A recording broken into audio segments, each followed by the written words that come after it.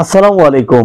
মলদ্বারে অর্শ বা পাইলস রোগ নিয়ে যারা অনেক দিন হলো ভুগছেন, কোনো উপকার পাচ্ছেন না, এ থেকে স্থায়ীভাবে পার্শ্ব প্রতিক্রিয়া মুক্তভাবে বিনা অপারেশনে 100% সুস্থ হতে চান, তাদের জন্য আজকের আলোচনাটুকু। প্রিয় বন্ধুরা, আমি ডাক্তার আল মাহমুদ, খিদমা হোমিও হলের পক্ষ থেকে আজকের এই স্বাস্থ্য পরামর্শমূলক ভিডিওতে আপনাকে জানাচ্ছি স্বাগত। পাইলস আসলে কি? পাইলস হচ্ছে মলদ্বারে অর্শ বা গোটার মতো বের হওয়া, যেটা বাংলায় আমরা গ্রাম অঞ্চলে অনেকে বলে থাকেন বুটি হয়েছে, অর্শ হয়েছে। মেডিকেলের ভাষায় যেটাকে বলা হয় হেমোরয়েড বলা হয়। মেডিকেলের ভাষায় এটাকে বলা হয় হেমোরয়েড। আসুন আমরা আগে জেনে নিব যে পাইলস বা এই হেমোরয়েড অর্শ রোগ দেখা দিলে কি কি লক্ষণ বা সিমটম দেখা দেয়, কি কি কমপ্লেন রোগীরা আমাদের কাছে চেম্বারে এসে করে, সে সম্পর্কে আলোচনা করা যায়। পাইলস হলে রোগীরা আমাদের কাছে যে কমপ্লেনগুলো করে থাকে, তাদের প্রথমত যেটি হয় যে তাদের কনস্টিপেশন, অর্থাৎ তাদের কোষ্ঠকাঠিন্যতা, পায়খানার কষা, এই সমস্যা দেখা দেয়। মলদ্বারে গোটার মতো হয়, ফুলে যায়, প্রচন্ড ব্যথা করে, মলদ্বারে অঝরে রক্ত পড়তে পারে এবং রক্ত পড়তে পড়তে রোগী একসময় রক্ত শূন্যতা পর্যন্ত তার দেখা দিতে পারে এবং খাবারে অরুচি দেখা দেয়। রোগী কোনো কিছু খাবার খেলে তার যে টয়লেট করতে হবে, এই টয়লেট করলে তার ব্লিডিং হবে, আর ব্লিডিং হলে তার কষ্ট হবে, আর তখন তার ব্যথা করবে। এই জন্য এই ভয়ে এমনও আছে যে রোগী কোনো খাবারই খান না, খাবার খাওয়াই ছেড়ে দেন, যে খাবার খেলেই তো টয়লেট করতে হবে, তখন তো আবার সে আমার ওই ব্লিডিং হবে, আবার সে কষ্ট।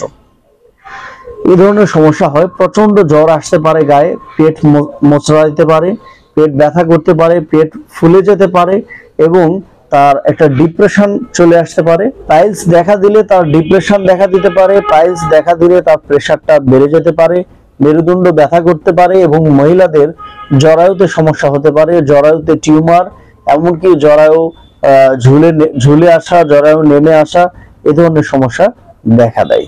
শুধু তাই নয়, পাইলস রোগ দেখা দিলে অনেক ক্ষেত্রে আমরা লক্ষ্য করি যে এই রোগীদের মেদভুঁড়ি বা অতিরিক্ত স্থূলতা, অনেক ফ্লাবি হয়ে যায়, মোটা হয়ে যায়, এই সমস্যাগুলো দেখা দেয়। পাইলস থেকে মুক্তি পাওয়ার জন্য কি করণীয় রয়েছে এবং কি বর্জনীয় রয়েছে, এই সম্পর্কে বিস্তারিত আলোচনা আছে ইতিপূর্বে ভিডিওতে, আপনি দেখে নিতে পারেন।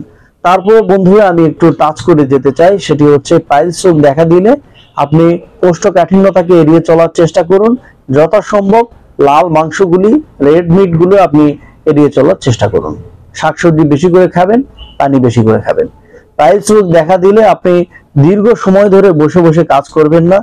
দীর্ঘ সময় যদি আপনার বসে বসে কাজ করার মতো হয়, মাঝে মাঝে আপনি ব্রেক নেবেন, মাঝে মাঝে উঠবেন, হাঁটা চলাফেরা করবেন, আবার এসে বসে পড়বেন।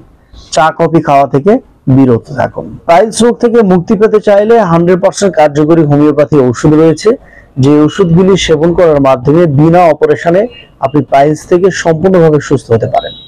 পাইলস রোগ থেকে পরিপূর্ণ সুস্থ হতে চাইলে হোমিওপ্যাথি চিকিৎসার বিকল্প নেই। হোমিওপ্যাথি চিকিৎসা গ্রহণ করুন।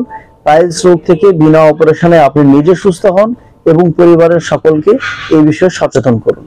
আপনি ভালো থাকুন, সুস্থ থাকুন। আল্লাহ হাফেজ।